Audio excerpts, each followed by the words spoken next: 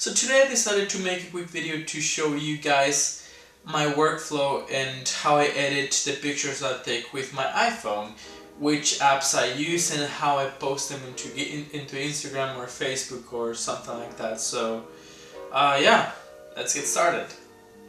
So we're going to go to Snapseed and then we're going to go to Open. There we go. In my case, I want to work with this picture right here. Alright, so that's pretty much it. A very simple interface. So we're going to start by clicking that little pencil right there. And that's our main menu. So we're going to start with Tune Image. Alright, let's see the brightness there. I'm pretty happy with the brightness. So if you want to, you can go more, but in my case, I like the balance. I might even bring it down just a hair. There you go. So if you put your finger and go up and down, you're going to get this, which is a sub menu, and that's a really this is where all the good stuff is hiding, right? So my brightness is okay in -4. By the way, that little icon on the top right corner, that's going to show you the before and the after. So if I click and then go up, I'm going to see contrast. My advice to you guys is try to stay on the natural side of things, around 25. That sounds about good. So saturation, it really depends on what you're doing. My personal favorite is take the saturation away from the picture, usually like for portrait or sometimes even for landscape photography or like architecture or something like that. But there's certain things, like for example food photography. In this particular case, that would look kind of crappy if I decided to go like this. So do you see the difference? Like that looks like it's kind of like rotten or something like that. So try to stay, I would say something about there. There you go. Like in my opinion, that looks really good and that looks like a healthy plate of food. So I'm pretty happy with this so far. Like you can click on the top right corner and then you will see the before and the after. As you can see, like the changes are pretty subtle, but that's what I'm going for here. So let's go to details right now. This is something that you need to be very careful. Your structure is going to be pretty much like, look at this. If I go all the way, look how disgusting that looks. Like that gives you that cheap HDR effect that, trust me, you don't want. Like if you want your pictures to look professional, stay away from it. Like if you want to, you can use it, but do not make it look like an HDR. So in my case, I like to actually, instead of bring the structure up, I like to bring it down around -10. And now I'm going to bring my sharpening. Look at the difference though, like that. Do you see that difference? Try to stay away from over sharpening your pictures. So in my particular experience, like I would keep it around 50, like top. That looks good. In my opinion, that looks really good. Again, let's go to our best friend, the pencil. So let's go back, brush. This, I strongly advise you to learn how to use it because this is a very cool feature. So as you can see around the bottom, it says dodge and burn. Pretty much what dodge and burn is going to do is like, you can play with your highlights and your shadows in order to make the light more dramatic, if you will. Like that's a very stupid explanation, but yeah.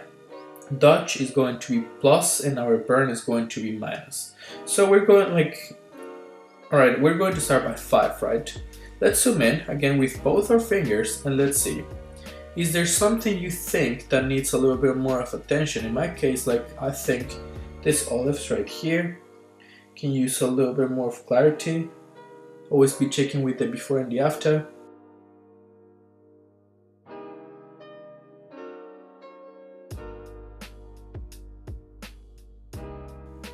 Now with +10, this is very strong, so be very aware. I usually use +10 for this particular areas where you can see a lot of highlights. So I'm just going to put my finger through. Do you see that?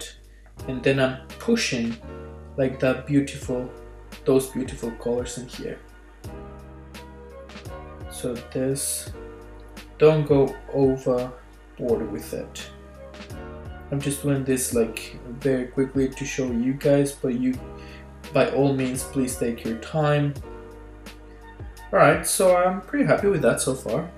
And that's the before and that's the after. As you can see, it's not much of a change. Now we're going to go with our -5, and now we're going to attack our shadows. So there's one right here. You have to be careful because with this you have less space to play. This is like you can see more of a difference immediately. So this you have to pay attention. In that case, our light is coming from our window, which is located in the left side of the picture, which means that our shadows are going to be on the right side, right? So that means that the right side of the stuff is going to be a little bit darker than the rest.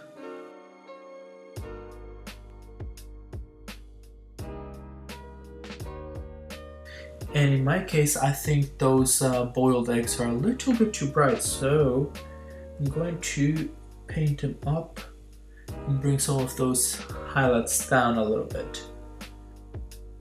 There we go. So I'm pretty happy with the way it looks right now. I'm just going to go ahead and click next. We can see the before. Wait, where's the button? Right there. There we go.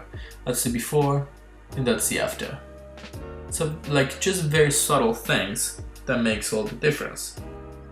Healing, that is really good because that's like that you like this one you've got in Photoshop as well. So we're going to click on it though. And what this will do is, like, for example, this will take something that's not quite perfect. Like in my case, there's this little, like, my window was not that clean and that's why you can see this little thing. So I'm just going to grab my finger and paint on top of them. So if I click the before and the after, that kind of gives you an idea of what healing does, right? Those things I'm not crazy about. Very subtle change. Oh, there you go. That's something that you can work on. So there you go. Perfect. Not crazy about this.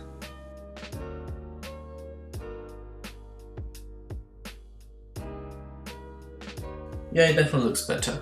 Alright, so there you go. That's the before and the after. So we're going to go vignetting. Do I really want it for this picture? In my case I don't, but it's really up to you. You know what? I actually dig, like, it might be way too dark for me, so like that should be the way the picture looks right now. And that's with vignetting. Do I need it? Maybe a tiny bit though, why not? There you go, that kind of makes it look, I like that. Alright, so filters. Lens blur, that's very self-explanatory. That's going to be your blur, your blurriness.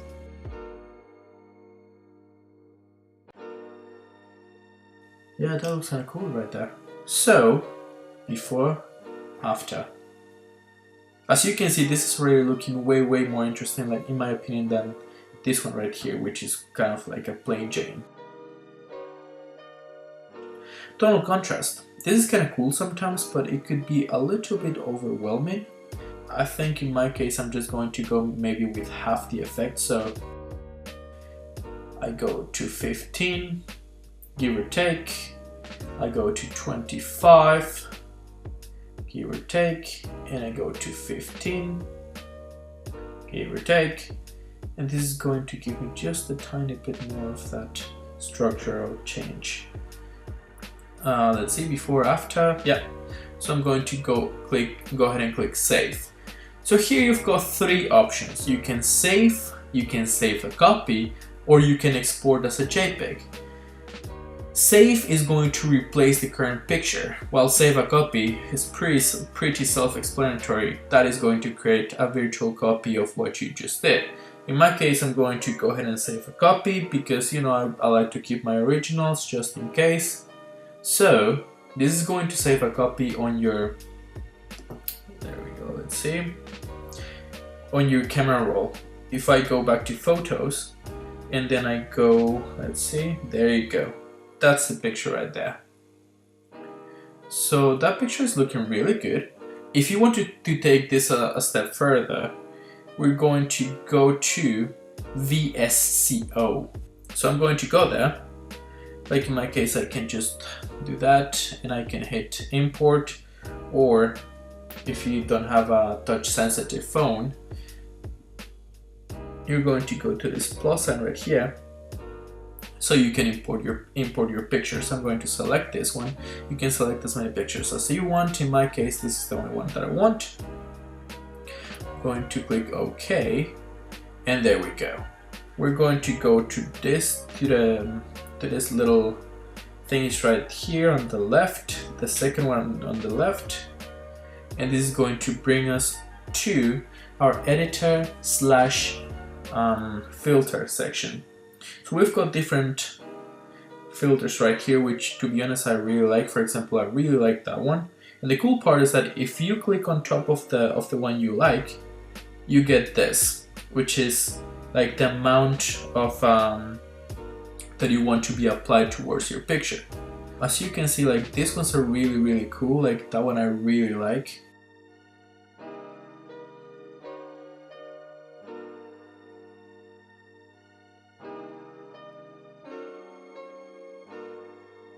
So that's it. If I click here, as you can see, this is going to bring this option again, and here you can you know, like go again with, yeah, I don't like this, like that's your brightness, contrast, saturation. But we've done everything on Snapseed, which for me is more professional, and so I'm just going to go ahead and click that check button right there because I'm very happy with it. I'm gonna click here on these 3 dots, and then I'm going to click save to camera roll, and of course actual size. That's very important for me, but if you don't have enough space, go ahead and click just smaller size, but beware that this is going to compress your photo in a very bad way. So this would be the steps I take when I take photos with my iPhone. If you do something different, let me know. I mean, I'm always interested in learning different steps and different techniques, different apps. So that's the way I do it, but of course I would love to hear from you guys and the way you do it. Again, I really hope this was helpful, and I'll see you in the next video.